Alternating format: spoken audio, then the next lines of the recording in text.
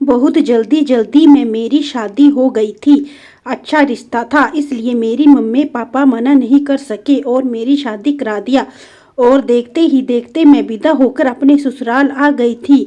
मुझे ससुराल में आए हुए 5 दिन हो गए थे और मुझे अपने पति की रूटीन का अच्छे से अंदाजा हो गया था। वे रोजाना रात को दूध पीना पसंद करते थे, पर मैं भुलक्कड़ थी। छोटी छोटी बातों को मैं भूल जाती थी और कुछ बातों को सर पे सवाल कर लिया करती थी, फिर घंटों उनके बारे में सोचती रहती थी। 3 दिन से मेरे शोहर मुझे इस बात की याद करवा रहे थे कि रोजाना रात को याद से दूध का गिलास कमरे में ले आया करो, मुझे दूध पीने की आदत है। अब फिर मैं उनके इस बात को भूल गई थी। जब एक दिन वो कमरे में आकर मेरे पास खड़े हुए तो उन्होंने मुझसे गुस्से से यह बात पूछा। मैं एकदम से हड़बड़ा गई और फौरन अपनी जगह से उठी और किचन में चली गई। मेरी सास अपने कमरे में जा चुकी थी। जब मैं दूध गर्म करके वापस आ रही थी तो यह देखकर सहम सी गई, क्योंकि मेरी सास ससुर के कमरे से अजीबोगरीब सिसकियां भरी आवाजें आ रही थी। मेरी सास बार बार एक बात कही जा रही थी, अब बस भी करो, मैं थक गई हूँ, अब मुझसे हिम्मत नहीं है। तुम तो बहुत ताकतवर हो मगर मैं कमजोर हूँ। तब मेरे ससुर की गुस्से भरी आवाज सुनाई दी, इसमें थकने वाली कौन सी बात है, अभी से तुम थक गई हो, जल्दी चलो, जल्दी से फिर से शुरू हो जाओ, इधर आ जाओ मेरे पास। यह सब सुनकर मैं हक्का बक्का हो गई और अपने कमरे में आ गई।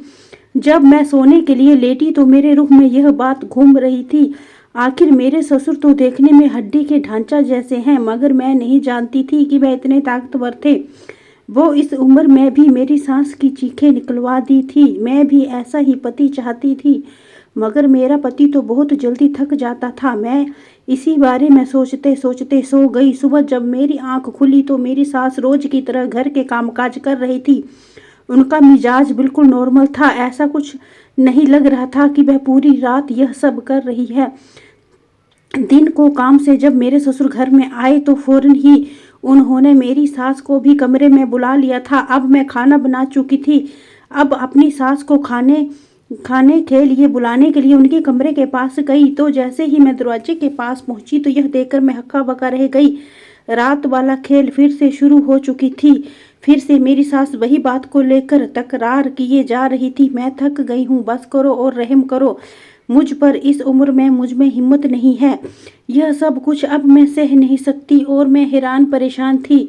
मैं वापस आ गई थी और किचन में वापस आने के बाद मैं यही सोच रही थी कि आखिर मेरे ससुर ऐसा क्या खाते हैं जो इतनी ताकतवर थे।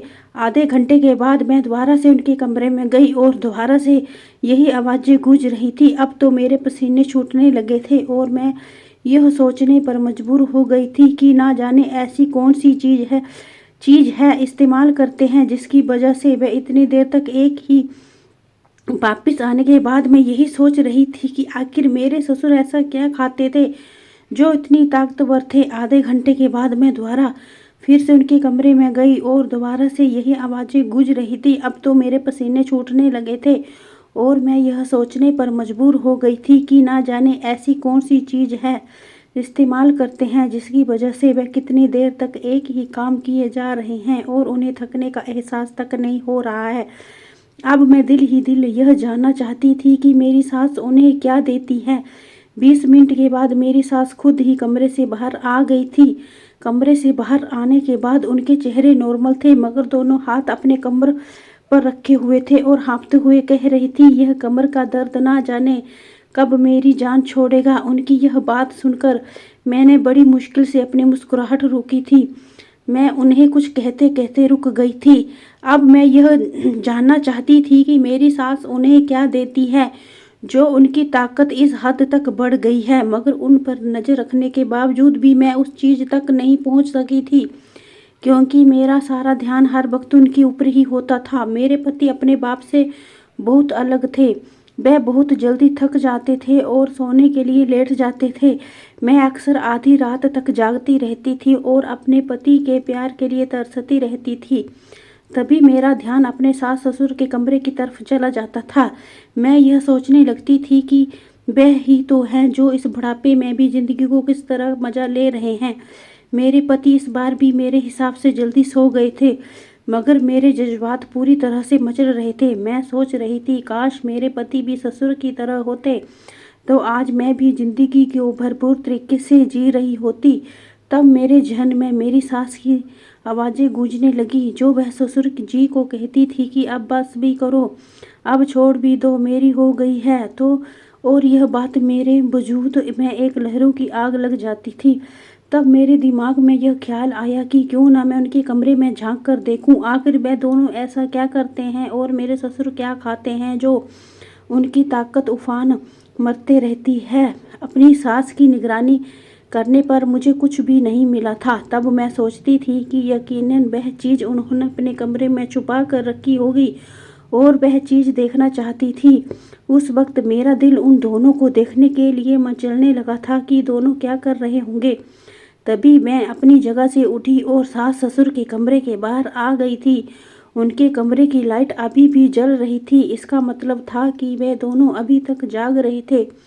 तभी खिड़की के बाहर से उनकी फिर से आवाज़ें आने लगी। मेरी सास लगातार मेरे ससुर को कह रही थी, तुम इस उम्र में भी मुझे नहीं छोड़ रहे हो, तुम जानते हो कि अब मुझ में इतना दम नहीं रहा। मेरे ससुर कह रहे थे कि बस थोड़ी देर और बर्दाश्त कर लो, मैं फिर तुम्हें तंग नहीं करूँगा। और मेरी सास फिर थोड़ी देर के लिए खामोश हो गई। मैंने खिड़की से झांककर अंदर देखने की कोशिश की मगर खिड़की के आगे पर्दा लगा हुआ था। सिर्फ आवाज़ बाहर आ रही थी, बाहर से कुछ भी दिखाई नहीं दे रहा था। यह देखकर मेरा दिल मायूस हो गया था और मैं मायूस होकर अपने कमरे में आ गई। जैसे ही मैं अपने बिस्तर पर आकर लेटी तो मेरे पति अजीब अंदाज में बोले, तुम इस वक्त कहाँ से आ रही हो? उनका अंदाज मुझे हैरान कर गया था। मैंने एकदम उन्हें पलट कर देखा। अशोक अपनी जगह से उठकर बैठ गए। फिर वो मुझे अजीब सी नज़रों से देखते हुए बोले, तुम समझ क्या रही थी कि मैं सो रहा हूँ तो तुम कुछ भी कर लोगी तो मुझे पता नहीं चलेगा। उनका अंदाज मुझे हैरान परेशान कर गया था। वह कहने लगे, सच सच बताओ कहाँ गई थी तुम? मैं तुरंत से हड़बड़ा कर रह गई और कहने लगी कि मेरी तबीयत खराब थी, मेरे सर में दर्द हो रहा था, इसलिए मैं बाहर सहन में गई थी और इसमें क्या बुराई है? मैं कांपते हुए लहजे में बोली। तो वह एक पल के लिए अशोक चुप हो गए। फिर वह थोड़े नर्म होकर बोले कि तुम्हें किसने कहा था कि आधी रात को कमरे से बाहर निकलकर सहन में जाने को? अगर आगे से तबीयत खराब हो तो मुझे जगा दिया करना, तुम्हें अकेली कमरे से बाहर जाने की ज़रूरत नहीं है। इतना कहकर फिर से नींद की वादियों में खो गए थे। यह जाने बिना कि मेरे दिल में क्या तूफान मचल रहा था। मैं उनके प्यार के लिए तरस रही थी मगर खुद से उनके पास जाने की हिम्मत नहीं थी। और ना जाने कब मैं भी नींद के आगोश में चली गई। अब दिन रात उनकी वही आवाज़ सुनती थी जो मेरे अंदर आग पैदा कर देती थी। मैं सोचती थी आखिर देखूं तो सही वे दोनों ऐसा क्या कर रहे हैं। एक दिन मेरे पति ने बताया कि वह 2 दिन के लिए शहर से बाहर जा रहे हैं। अब वह घर वापस 2 दिन के बाद ही आएंगे। जब उन्होंने मुझे यह बात बताई तो मेरे दिमाग में एक अच्छा सा ख्याल आया। मैं सोचने लगी कि क्यों ना मैं इस ख्याल पर अमल करूं तो मैं इस बारे में जान सकती हूँ कि उन दोनों के कमरे में आखिर क्या हो रहा है। मेरी सास ससुर शाम को खाना खाने के बाद बाहर टहल करते थे और एक दूसरे से भी बातें करते रहते थे। मैं उन दोनों को देखकर हैरान हो जाती। इस उम्र में भी इतना समय साथ गुजारने के बाद भी उन दोनों में खूब दोस्ती थी। छोटी छोटी बातें वे एक दूसरे से करते थे। बाकी मेरी ज़िंदगी उन दोनों से काफ़ी अलग है। यह लोग इस उम्र में पहुंच जाने के बावजूद भी अभी तक ज़िंदगी को भरपूर तरीके से गुजार रहे हैं और हम दोनों हैं। उस दिन मैंने जल्दी जल्दी अपने सारे काम ख़त्म किए और फिर अपने सास के कमरे में जाकर छुप गई थी। मैं ऐसी जगह पर बैठी थी जहाँ से मैं तो उन दोनों को देख सकती थी मगर वह दोनों मुझे नहीं देख सकते थे। फिर रात को वह दोनों कमरे में दाखिल हो गए थे। मुझे नींद आ रही थी मगर उन दोनों को देखने की उत्साह में मैंने अपनी नींद की कुर्बानी दे दी थी। फिर मेरा इंतज़ार ख़त्म हुआ और फिर से जो मंजर देखी मेरी आंखों ने देखा। मेरा नाम अंजलि है। मेरे परिवार में माता पिता के अलावा मेरा एक छोटा भाई था। मेरे माता पिता भाई से ज़्यादा मुझसे प्यार करते थे। वह मेरी हर फरमाइश और जिद को पूरा करते थे। मैं बचपन से ही खुददार और जिद्दी थी। उस वक्त कॉलेज में पढ़ती थी जब मेरी पूनम नाम की लड़की के साथ दोस्ती हो गई थी। पूनम बहुत अच्छी लड़की थी। वह मुझसे बहुत प्यार करती थी। मुझे सबसे अच्छी यह बात लगती थी कि वह अच्छी शख्सियत की मालकिन थी। जब मेरे हुस्न और मेरी खूबसूरती का तारीफ करती तो यह देखकर मैं खुशी से झूम जाती थी। कॉलेज में तरह तरह के लड़के लड़कियां थे और बहुत से नज़र भी मिलते थे। उनमें से कुछ ऐसे भी होते जो मुझे नज़रें चुराने पर मजबूर कर देते थे। ज़्यादातर लड़कियों के बॉयफ्रेंड थे और वह सबके बारे में बातें करती थी, उनके हाथों में हाथ डालकर घूमती। और तो यह देखकर मेरे जज्बात भी उड़ान मारने लगता था और मैं भी उन्हें देखकर सोचती कि देखने में तो वह बिल्कुल मामूली शक्ल सूरत थे, मगर उनके बॉयफ्रेंड उनसे कितनी मोहब्बत करते थे। मैं भी किसी से कम नहीं थी। मुझे भी कई लड़कों ने अपने प्यार का इजहार किया था, मगर मैं किसी को घास नहीं डालती थी।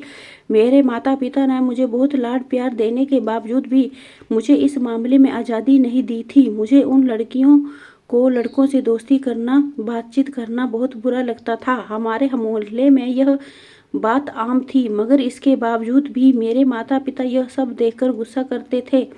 मेरी क्लास में एक लड़का था जो मुझ पर बुरी तरह से आशिक था।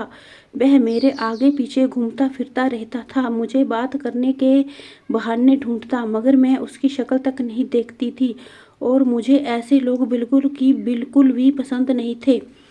पिछले काफ़ी दिनों से मुझे बुखार और मैं अपने कॉलेज नहीं जा सकती थी, मगर गैर मौजूदगी की वजह से परेशान होकर वह लड़का मेरे घर तक चला आया था। तो यह बात मेरे माता पिता को बहुत बुरी लगी थी। जब मैं ठीक होकर कॉलेज गई तो उस लड़के ने मुझे रोक लिया और अपने प्यार का इजहार करने लगा। वह कहने लगा कि मैं बहुत ज़्यादा चाहता हूँ तुम्हें। जब मैं उसे मना कर दिया तो उसने मेरा हाथ पकड़ लिया। उसका हाथ पकड़ना मुझे अच्छा नहीं लगा और मैंने उसे एक थप्पड़ मार दिया और मैं घर चली आई। वह लड़का रोज़ मेरे घर के पास घूमता था, मुझसे बात करने की कोशिश करता था, पर मैं उससे बात नहीं करती थी। एक दिन उसने बहुत जिद की, बस एक बार मुझसे बात कर लो। उसने मुझे मिलने को बुलाया। जब मैं वहाँ गई तो उसने फिर से मुझे अपने प्यार का इजहार किया। मैंने उसे मना करती रही। फिर मेरी बदकिस्मती थी कि उस पार्क में मेरे पापा भी थे। जब पापा ने मुझे उस हालत में देखा तो बौखला गए और मेरे पास आकर उस लड़के को मारने लगे। फिर मुझे लेकर घर आ गए। घर आकर लाकर पापा ने मुझे भी एक थप्पड़ मारा और मेरी पढ़ाई छुड़वाकर मेरी शादी करा दी।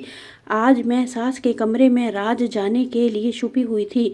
मैं सोच रही थी कि मेरे ससुर अपनी पत्नी से प्यार जताते हैं और उन्हें बहुत खुश रखते हैं, जबकि मेरे पति इस हद तक मुझे खुश नहीं कर पाते थे।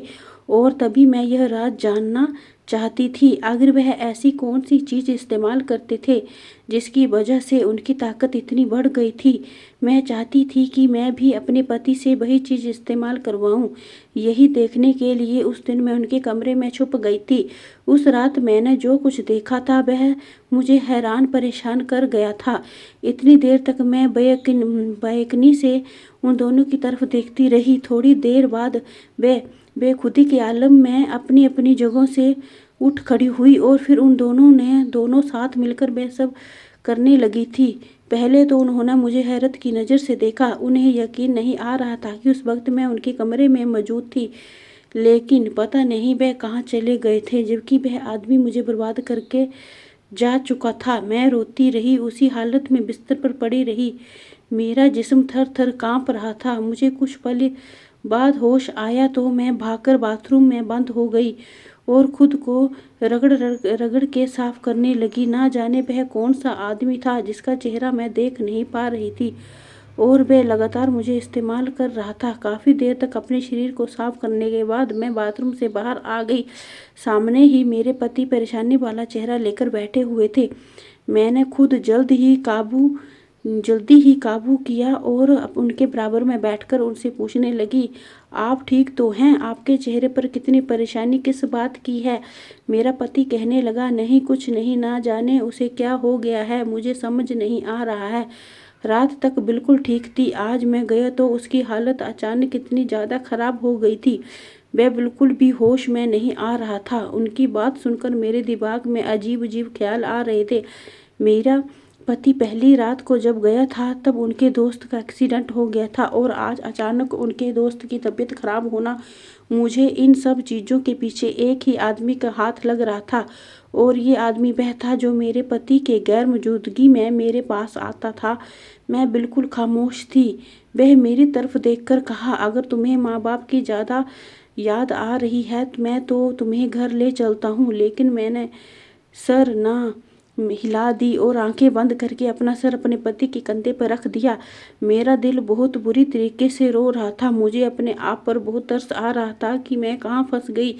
शादी से पहले मेरी ज़िंदगी कितनी अच्छी थी, अब मेरी ज़िंदगी तबाह हो गई है। काफ़ी दिन हो गए थे, मुझे अपने माँ बाप की भी बहुत ज़्यादा याद आती थी। अपनी सहेलियाँ, अपना घर, अपना आंगन सब मुझे याद आ रही थी, जैसे मैं सभी परेशानी और बोझ से आज़ाद हो चुकी थी। अगले दिन भी मेरे पति घर पर नहीं थे और अब फिर से मेरा इरादा था कि मैं अपने सास ससुर के कमरे में रात गुजारूं। शायद मेरी सास को इस बात का अंदाजा हो गया था, तभी वह मुझे गुस्से से कहने लगी, आज अगर तुम रात को हमारे कमरे में आई तो मुझसे बुरा कोई नहीं होगा। यह देखकर मैं परेशान हो गई। मैंने कहा, माँ जी, आपको आखिर किस बात पर ऐतराज है? जबकि ससुर जी को और मुझे इस बात पर ऐतराज नहीं, तो आप मुझे इस बात से क्यों रोक रही हैं? उसी वक्त मेरे ससुर भी वहाँ आ गए। हम दोनों को बात करते देखे तो वह हमारे पास आकर खड़े हो गए, सवालिए नज़रों से मेरी तरफ देखने लगे। तब मैंने दबी हुई आवाज़ से कहा कि माँ जी मुझे रात को कमरे में आने से मना कर रही है। यह सुनते ही मेरे ससुर जी को बहुत गुस्सा आया और वह सुर्ख चेहरे के साथ उन्हें देखते हुए बोले कि तुम्हें बहू को मना नहीं करना चाहिए। इसका भी मुझ पर उतना ही हक है जितना कि तुम लोगों का पर।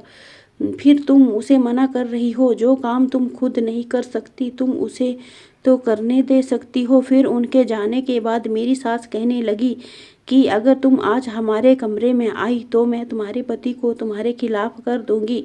यह सुनकर मैं परेशान हो गई। अगर वह मेरे पति को मेरे खिलाफ कह देती तो मुझ पर गुस्सा करने लगते। यह सब बर्दाश्त करना मेरे लिए फिर नामुमकिन हो जाता। मुझे अंदाज़ा था कि मेरे पति एक शक्की मिजाज इंसान थे।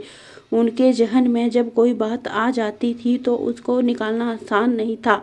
मुझे आज भी वह दिन याद था जब वह शुरुआती दिनों में एक बार कमरे से बाहर चली गई थी तो वह मुझे किस कदर गुस्से से बोले थे। उनकी आंखों में शक देखकर मैं डर गई थी और अगर मेरे सास ने भी कुछ ऐसा वैसा कह दिया तो मैं क्या करती। वह तो अपनी माँ की ही सुनेंगे, उन्हें ही वह सच्चा करार देंगे। तभी मैंने सोच लिया कि मैं अपनी सास की बात मानूंगी, उनके साथ मिलकर रहूंगी और गुस्सा नहीं दिलाऊंगी। वह मेरे पति को मेरे खिलाफ करने की कोशिश ना करे। यह सोचकर मैं खाना खाने के बाद जल्द ही अपने कमरे में आकर लेटी थी। मेरा दिल बहुत चाह रहा था कि मैं भी ससुर के कमरे में जाऊं और जैसा मैंने कल सुकून हासिल किया था वैसा ही सुकून हासिल करूं। मगर फिर जब मेरी सास का रवैया याद करती हूँ तो मैं चुप रह जाती थी। तभी दरवाजे पर दस्तक होने लगी। मैंने दरवाज़ा खोला तो सामने मेरे ससुर खड़े थे। वह मुझे हैरान नज़रों से देखते हुए बोले कि तुम आज मेरे कमरे में आने वाली थी, अभी तक तुम आए क्यों नहीं? उनकी बात सुनकर मैं सोच में पड़ गई और कहने लगी कि बस आज मेरी तबीयत ठीक नहीं है। मेरे ससुर मुझे कुछ देर खामोश नज़रों से देखते रहे, फिर कहने लगे कि मैं जानता हूँ कि तुम क्यों इनकार कर रही हो। मैंने उनके चेहरे की तरफ सवाली नज़रों से देखा तो वह कहने लगे कि तुम शायद अपनी सास की वजह से यह सब कह रही हो, उसके डर की वजह से मना कर रही हो तुम। फिक्र मत करो, वह कुछ भी नहीं कहेगी। मैंने उसे समझा दिया है। अब तुम जल्दी से आओ, मैं तुम्हारा इंतजार कर रहा हूँ। उनकी बात सुनकर मैं बहुत खुश हुई। सुकून की एक लहर मेरे वजूद में उतर गई थी। तभी मैं फिर उनके कमरे में आ गई तो देखा कि वह दोनों वही काम कर रहे थे। मैं भी फिर उनके साथ शामिल हो गई। आज तो मेरी सास कल से भी ज़्यादा जल्दी थक गई थी। थोड़ी ही देर गुजारी थी कि वह हाँफना शुरू हो गई थी और मेरे ससुर को कहने लगी कि आज मेरी तबीयत ठीक नहीं है, आज मैं यह सब नहीं कर सकती। तभी मेरे ससुर कहने लगे कि तुम्हारे साथ मसला क्या है? दिन ब दिन तो बहुत ही कम वक्त देने लगी हो और जल्द ही तुम थक जाती हो। तुरंत यहाँ पर आओ, अगर आपसे तुरंत बैठी तो तुम मुझसे बुरा कोई नहीं होगा। फिर मेरी सास हम दोनों के साथ शामिल हो गई थी। काफ़ी देर तक हम उसी काम में बिजी रहे। कुछ देर बाद मेरे सास फिर से एक तरफ हो गई और कहने लगी कि अब बस मेरी हो गई है, अब मुझसे और हिम्मत नहीं है। उसके बाद हम दोनों ही यह काम करते रहे और फिर काफ़ी देर के बाद जब मैं थक कर चूर हो गई तो मेरे ससुर खुद ही मुझे कहने लगे कि अब तू भी चली जाओ, तुम बहुत थक गई हो। और जैसे ही आकर बेड पर लेटी तो नींद की वादियों में चली गई थी। फिर मैं सोचने लगी कि आज तो मुझे कल से ज़्यादा सुकून हासिल हुआ। आज मेरे पति को वापस आ जाना था। मैंने उनकी पसंद के कपड़े पहने, मेकअप किया और अच्छी सी परफ्यूम लगाकर उनके पास आने का इंतज़ार करने लगी। तभी उनकी कॉल आई कि वह आज भी वापस नहीं आ सकते, आज भी वहीं पर रहेंगे। यह सुनकर मैं उदास हो गई थी कि मैंने तो उनके लिए इतनी तैयारियां कर दी थी, आज रात के लिए क्या क्या कुछ सोच लिया था और वह घर पर नहीं आएंगे। मैं यही सोच रही थी कि फिर से दरवाजे पर दस्तक हुई। जब दरवाज़ा खोला तो सामने मेरे ससुर खड़े थे। जब उनकी नज़र मेरे हुलिये पर पड़ी तो वह अजीब अंदाज से मुझे देखने लगे और कहने लगे कि आज तुम बहुत खूबसूरत लग रही हो।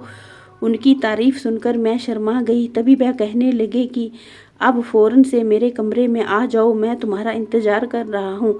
मैं उनके कमरे में आ गई और फिर से हम तीनों वही काम करने लगे थे।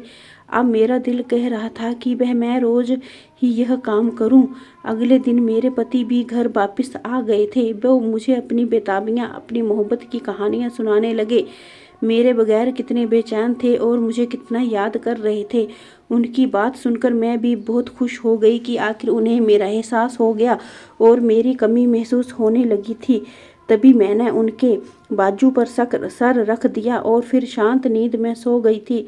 अब मैं रोज़ अपने पति के सोने के बाद सास ससुर के कमरे में चली जाती थी। फिर आधी रात तक हम उसी काम को करते रहते थे। जब एक रात मैं ससुर के कमरे से अपने कमरे में वापस आई तो मेरे पति सख्त गुस्से में थे।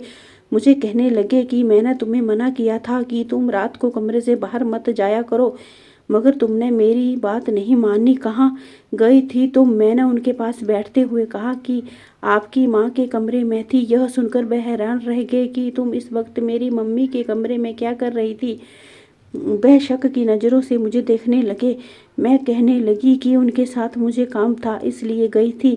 वह चुप रह गए। उन्होंने फिर उसके बाद कोई बात नहीं की थी। अब जब मैं हर दूसरे तीसरे दिन सुकून हासिल करने के लिए अपनी सास ससुर के कमरे में जाने लगी तो मेरे पति मुझसे यह बात पूछने लगे कि ऐसा कौन सा काम करने जाती हो मम्मी के पास। मैंने कुछ ना कहा और वहाँ से जाने लगी तो अशोक ने मुझे खींचकर बेड पर धकेल दिया। वह गुस्से से बोलने लगे। उनको इतने गुस्से में देखकर मैं डर गई और डर की वजह से बताने ही जा रही थी कि तभी दरवाजे पर दस्तक हुई और मेरे पति ने जाकर दरवाज़ा खोला। सामने ससुर जी थे। ससुर जी को मेरे पति से काम था इसलिए अशोक ससुर जी के साथ चले गए तो मैं ठंडी आह भरी।